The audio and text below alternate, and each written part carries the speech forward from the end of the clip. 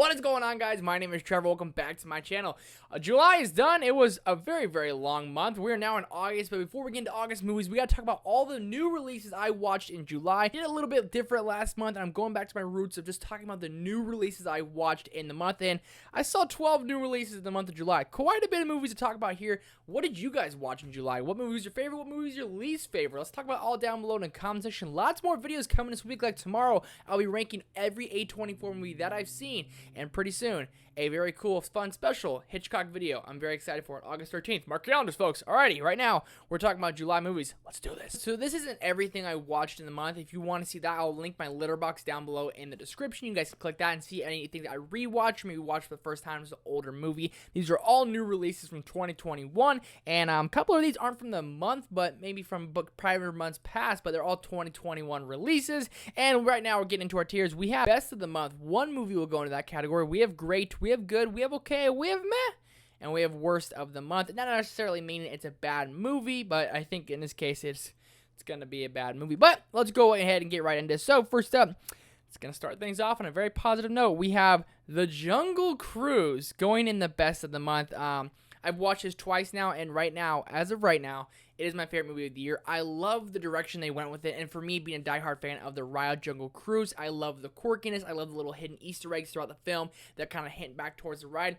I love the dad jokes. I love the story. I love the adventure, and it made me feel like I'm watching like Pirates of the Caribbean, maybe a new version of that. Like, we're going to get new adventure out there. I love The Rock. I love Emily Blunt, and Jack Whitehall is absolutely fantastic as McGregor. He's like the third trio of this movie. He's not really marketed all that much, but to me, he was one of the best parts of the movie. Thought it had a great villain, thought it had a great story, thought it had the Disney magic. I absolutely loved it. If you haven't seen The Jungle Cruise, do yourself a favor, go check it out. It's the best of the month. All right, moving on. And then we have The Tomorrow War. I'm going to put this in, I'm going to put it in meh. I was going to put it in okay, but I'm leaning a little bit towards meh. My 13-year-old self would absolutely love this. My 13-year-old self was the kind of guy who really just wanted to watch like, movies like Battle of Los Angeles, the Transformers movies, anything with big explosions and aliens. That was me. That's who I was at 13 years old. Now, as I've kind of matured and become a young adult, The Tomorrow War, it just didn't really hit that hard for me. I mean, the action was cool. The alien design was really awesome. I thought it was entertaining, but the story and the script and all those things that I look for now in a film kind of lacked a little bit. The whole big twist with one of the characters that kind of supposed to be like a big reveal, I saw it come from a mile away. I didn't even have to watch them really for all of the movie to kind of figure that out. And I was halfway through the film before the reveal happened. I said, "Oh, that's that." It's supposed to be kind of be a sentimental, heartfelt moment. It wasn't, and I'm not lying to you. I thought the movie was ending about an hour 35. It had a really cool, dramatic scene, sequence, everything, the visuals, the shots, all done great. You're like, okay, the movie's over. There's like 45 more minutes left. Way too long. Looking like they're gonna make another one. I'd watch it, but it's about a 2.5 out of 5 for me. It's entertaining, but like not one I'm really gonna go back and rewatch. Chris Pratt, I like him a lot though. This one's a divisive one, folks. I just watched this over the weekend, and it's The Green Knight. I'm gonna put it in okay. Now I gave it a 3 out of 5 on Letterboxd. Certain things about this film worked. I mean, the performances from Dev Patel and Joel Edgerton and all these other supporting cast are absolutely fantastic. The direction is absolutely second to none, and the cinematography and the visuals are absolutely glorious. I mean, I can't deny that. There's give credit where credit's due. This movie's visuals, they're stunning, and the performances are great. But man, oh man, was I bored. I mean, the first 20 minutes, I'm not going to lie to you, I fell asleep for 10 of them. And I was playing catch-up for a little bit, but then we got into the adventure, and I thought, okay, it's going to start picking up. And it never really did. It was just a really long, kind of slow burn snooze fest. It never really grabbed me and gravitated towards me. And I'm not going to lie to you, I couldn't even really tell you what happened in this film. It's definitely more of a confusing one. I have to go and rewatch it. Anyone who says that they understood the whole movie off of one watch, BS. I'm going to call it right now. There's no way the hell you did, because this movie's definitely confusing. It's longer. It's slower burn. I wanted to love it. I really did. I'm definitely going to give it a rewatch. I'm putting it in the okay above The Tomorrow War just because it the visuals were great, the performances were great, and the direction was really done nicely. It never really grabbed me and pulled me in the way I was kind of hoping for, and it's unfortunate. Then moving on to the Forever Purge, I'm going to put it in there with The Green Knight. I'm a diehard fan of the Purge movies. I think they're kind of silly, dumb, and fun, and this one is dumb and action-packed to the max. Absolutely. It touches on things that are going on in the world today, and what happens if like the Purge never ended, went on forever. I like the concept. I would like for the Purge movies to continue. I think they're just kind of just fun, getaway, watch these dumb action movies, and that's exactly what it was. I enjoyed it. Then, July was a good month for movies. I mean, it's probably the best month for movies of the year, and 3 movies, a trilogy came out this month. I think it's the first time it's ever been done. 3 movies in 3 weeks on Netflix. The Fear Street trilogy. I got my girlfriend to watch it. I got my girlfriend's friends to watch it. I got my friends to watch it. I mean, I try to get everyone and their mom to watch these movies. Fear Street Part 1, 1994 is going in the great category. Fear Street Part 2, 1978 is going in the great category. Fear Street Part 3 is going to go in the good category. These two on the great tier are absolutely fantastic. I like 1978 just a little bit more, but 1994, I mean, the kills, the action, the characters, the world, I loved it. The slashers they had were great. I mean, everything about 1994 works. It's a 4.5 out of 5 for me. Top 5 of the year, probably. I absolutely love it. I love these characters. I love the world they created. And then we got 1978, and I just liked it that much more. I mean, it gave me, like, the feeling and vibe of why I enjoy slasher movies, and that's exactly what it was. It's a camp slasher movies, camp slasher vibe, and the gal, Mad Max from Stranger Things, I forget her name as an actress. She is great. She's a star of this movie. The characters in this, I would say, a little more relatable, a little more likable, and there's a little element between two sisters, anything with, like, siblings and that relationship. It hits me hard, man. It gets me right in the feel. So, I mean, I really did enjoy both these quite a bit. I absolutely loved them, actually. Both top 10, top 5 of the year for me, hands down. Then, 1666, I wouldn't say this is a step in the wrong direction. Just one I didn't enjoy as much as the other two, and that's for the 1666 time period. I thought it was very interesting to be able to get into the whole mythology of the curse and everything like that. But, I mean, the whole setting they tried to create with the accents didn't really flow that well. When it went back to 1994 and it kind of had a sequel for 1994, I dug that a lot more. The 1666 time period kind of took me out of it, and most people I talked to could agree to that. But the rest of the movie really brought it home, and I thought it was really good, man. I really enjoyed the 3 movies quite a freaking bit. Then we have an MCU movie that came out this month. That's how long this month's been. Black Widow came out in July, so I'm gonna put Black Widow in the good tier as well. I watched it twice in theaters. I haven't watched it since. I might go back and get it on Disney Plus here in a little bit. But first night I watched it, I'd say I'm a 4 out of 5. I enjoyed it a lot. I watched it with my buddy Chris from Filmstock. He liked it a little bit less than me. Watched it a second time. I liked it less, and he liked it more. So that was kind of fun. But it's a 3.5 out of 5. Very, very fun. Just good movie. And it's the stakes are very low. Don't expect anything extravagant.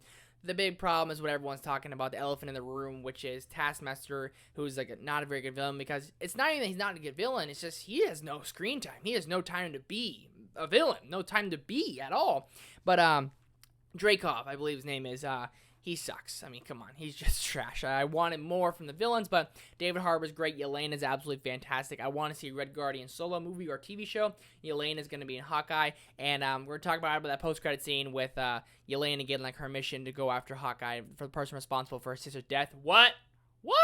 It's great to see ScarJo back, and apparently she's not too happy because they're in a lawsuit right now, but Black Widow's still dang good. Then I got to stay Escape Room 2, Tournament of Champions. Guess what? It's going in the good tier. Hate me all you want. This is above the Green Knight. Are you freaking kidding me, bro? Yes, it is.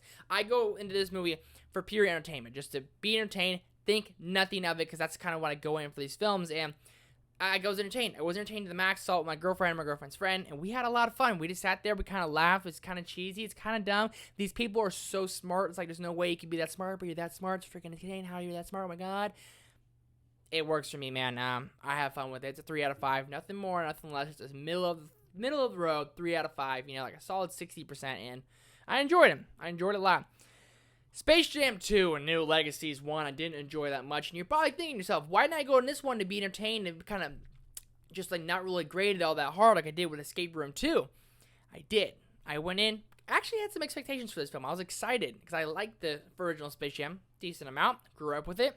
Going into this one, and I mean, the acting is terrible. The whole storyline is just not that good. And I mean, the last hour, which is the game. Are you freaking kidding me? I thought it would be like a 20-minute scene. I was like, okay, we're at the game, about 25 more minutes. No, there's an hour. There's literally a scene in there where like they have like a wrap off. It just felt dumb. With all that said, Space Jam 2 is gonna go in the worst of the month. I wanted to enjoy it. I really, really did. I at times did. I mean, this movie's so bad that it's good. I had some fun with it. LeBron's not a good actor. The supporting cast in this movie's not a good actor. I really want to enjoy it more than I did, but I didn't. I'm sorry. But Space Jam 2 is worst of the month. It's a 2 out of 5. It's not the worst movie of the year, but it's up there. It's probably top 10. Anyways, moving on to No Sudden Movie no one's talking about enough. I'm going to put this in the good tier. Oh, that went in the okay tier. Maybe it was meant to go there. So this movie has arguably the greatest cast of all time. I mean, from Don Cheadle to Benicio del Toro to David Harbour to Noah Jupe. I mean, Matt Damon's in there for a little bit. We can go on and on and on and on and on and on and on. David Soderbergh is back with another crime movie. Now, this one is a very slow burn, and this time it kept you engaged. Like, the Green Knight is slow and is a slower burn, never really picks up. That was my biggest problem with it. But this one grabbed me in with the opening scene. I mean, this one kind of starts off right away with a little heist, and we're like, okay, we're invested now. The only thing about it is that it's so convoluted with great big name actors is that it kind of made it confusing and like talking about all these names, like who's this, who's that, who's this. Ray Liotta's in here, now Matt Damon's in here. Whose name is who? For how slow it moves, at times it felt like I was moving so fast with the names, and if you kind of missed one, you're going to be lost. It was a little bit too confusing at times, but upon rewatch, when I do give this a rewatch, I think it could be up there for the best movie of the year. Top 5 for me, at least. I know lots of people disagree. I enjoyed this one more than other people. I'm a weird person, folks. I didn't like The Green Knight that much. I'm sorry. Something about The Green Knight, though, I'll go back to that for a second, is that it's drawing me back to want to go rewatch it. So it might be better than I thought the first time. I was a little tired. It made me fall asleep. I'm going to go back and give it a rewatch probably in a theater here in a little bit. And last up, this movie actually came out in January. Casey Affleck, Dakota Johnson, and Jason Segel. It's Our Friend, and I'm going to put this in the best of the month of January. That's how this is going to count, because I just watched it for the first time, and stories and movies with this subject matter of like a person, a family member dying of cancer and getting terminal cancer hits home for me for personal reasons. So every time there's a movie like that, I gravitate towards it, and how they do something different and unique with it. That's what I really appreciate, and this movie is full of 3 of the greatest performances of the year. Obviously, they're not qualifying for next year's Oscars, and they won't at all, and not a lot of people have seen this or talked about it, but I absolutely loved everything Our Friend had to offer. It made me laugh my heart out. It made me almost cry several times. I like to ugly cry in these type of movies. Casey Affleck is phenomenal. Jason Segel is even better. And Dakota Johnson, she's one of the best working actresses today, and I want her to get more recognition for these different kind of roles. I mean, she's absolutely fantastic. Jason Segel is one of the funniest guys, honestly, on earth. He seems like a genuine person. And Casey Affleck, he dives into these deep, just kind of like sad roles, and he dives into them so well, and I absolutely love them. And this is up there, top 5, top 10 of the year for me. I absolutely loved Our Friend. One of my favorites of the year. And July, it's been full of those. I absolutely loved lots of the July movies. But let me know what you guys watched from the July down below in the comment section. If you guys made it this far in the video, comment down below. Hashtag July movies, you sieve.